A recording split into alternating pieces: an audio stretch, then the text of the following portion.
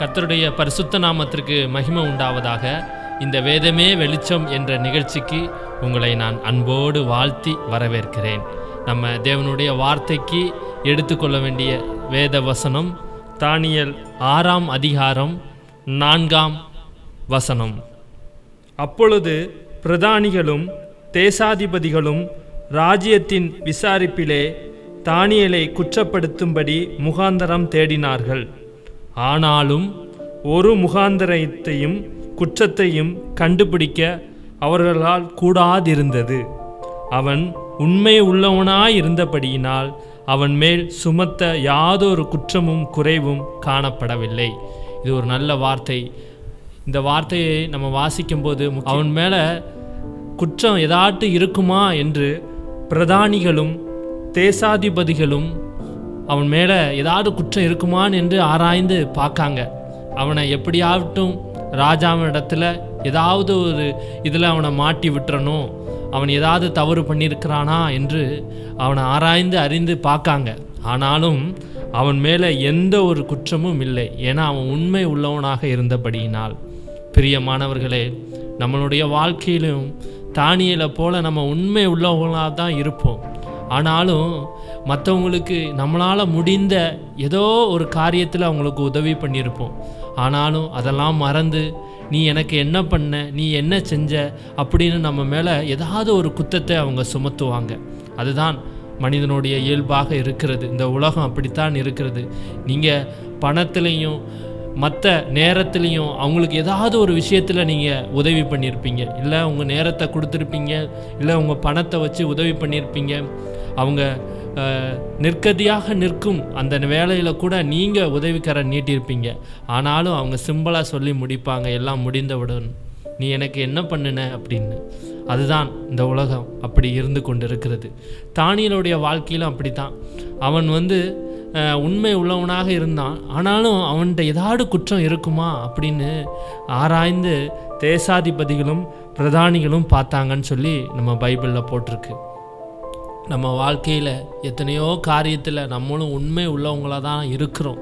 ஆனாலும் நம்ம நினைப்போம் சில நேரங்களில் உண்மை உள்ளவனாக இருந்து நம்ம என்னத்தை கண்டோம், எல்லாரும் அவங்கவுங்க சுயநலமாக நடந்து கொண்டு இருக்கிறாங்களே, என்னை நிந்திக்கிறாங்களே, என்னை நிந்திக்கிறதுக்கு ஒரு கூட்டம் இருக்கிறது, என்னை அவமானப்படுத்துகிறதுக்கு ஒரு கூட்டம் இருக்கிறது அப்படின்னு நீங்கள் நினச்சி கொண்டு இருக்கலாம்.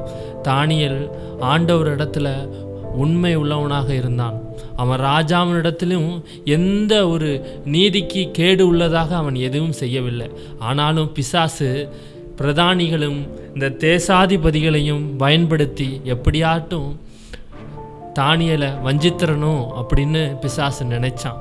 நம்மளுடைய வாழ்க்கையிலையும் மனுஷனை கொண்டு தான் இப்போது பிசாசு செய்து கொண்டு இருக்கிறான். நமக்கு விரோதமாக ஏதாவது பேசி நம்மளை நிந்திக்கிறதும் வேதனைப்படுத்துவதும் அதை துக்கப்படுத்துவதும் தான் அவனுடைய வேலையாக இருக்கிறது. நமக்கு நெருக்கமானவங்க தான் நம்மளை ரொம்ப காயப்படுத்துவாங்க, நம்மளுடைய இருதயத்தை அவங்க வேதனைப்படுத்துவாங்க. இந்த தானியேலை குற்றம் சுமத்தி அவனை ஒரு சிங்க கெபியில் போடும்போது கூட அவன் ஆண்டவர் இடத்துல முறையிட்டது அநேக இருக்கலாம். ஆனாலும் அவன் விசுவாசித்தான். உண்மை உள்ளவனாக இருக்க ஆண்டவரே, உன் மண்டையில் நான் எப்பொழுதும் உண்மை உள்ளவனாக இருக்கேன். என்னை நான் ஆராதிக்கிற தேவன் எப்படி என்னை நீங்கள் அதிலிருந்து தப்பு வைப்பீங்க அப்படின்னு அவன் விசுவாசித்தான். அந்த ராஜாவும் அவனை பார்த்து சொல்கிறாங்க, இப்போ தானியேலே, நீ இடைவிடாமல் ஜெபிக்கிற உன் தேவன் உன்னை தப்பு வைக்கட்டும் அப்படின்னு அந்த வார்த்தையை அந்த ராஜா சொல்கிறான். ஏன்னா ராஜா அவன் மேலே ரொம்ப ஒரு உண்மை உள்ளவனை எப்படியும் நம்ம ஒரு உயர்ந்த பதவியில் வைக்கணும், அவனை நல்ல இடத்துல இந்த நாட்டுக்கே அதிகாரியாக வைக்கணும்னு அவன் மேலே ஒரு நல்ல அபிப்பிராயம் அவனுக்கு இருந்தது. இப்படி எல்லாரும் அவன் மேலே குற்றம் சுமத்தும் பொழுது அவன் ராஜாவே உண்மையை அவன் வணங்காமல் இந்த 30 நாளாக மற்ற அவனுடைய தெய்வத்தை அவன் வணங்கி கொண்டு இருக்கிறான்னு அவன் மேலே குற்றம் சுமத்தும் போது ராஜாவும் துக்கப்பட்டாங்க.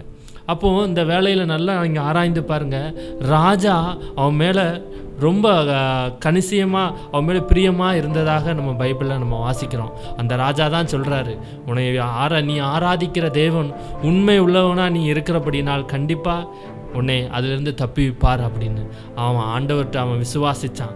அவன் சொன்னான், என்னை ஆராதிக்கிற தேவன் உண்மை உள்ளவர், அவர் என்னை எப்படியும் கைவிட மாட்டார். எனக்கு இந்த சிக்க செபியிலிருந்து தூதர்களை அனுப்பி அதன் வாய்களை கட்டுவார் என்று இந்த வேத வாசனம் அப்படி சொல்லுகிறது. தானியேல் அப்படி ஆண்டவர் தூதர்களை வைத்து சிங்கத்தின் வாயை கட்டினார் என்று வார்த்தை எழுதியிருக்கிறது. நம்மளுக்கு விரோதமாக பேசும் மனிதர்களின் வாயையும் ஆண்டவர் கட்டுவார். நீங்கள் விசுவாசிக்கிங்க. மனிதர்கள் நமக்கு விரோதமாக பேசும்போது பொறுமையோடு இருங்க. ஆண்டவர் அவங்களுக்கு விரோதமாக யுத்தம் பண்ணுவார், அவங்களுடைய வாயை கட்டுவார். எப்படி சிங்கங்களின் வாயை கட்டினாரோ அதே மாதிரி அவங்களுக்கு விரோதமாக பேசும் மனிதர்களின் வாயையும் அவர் கட்டுவார். நீங்கள் விசுவாசிங்கள். கர்த்தர் உங்களை ஆசீர்வதிப்பாராக. ஆமென்.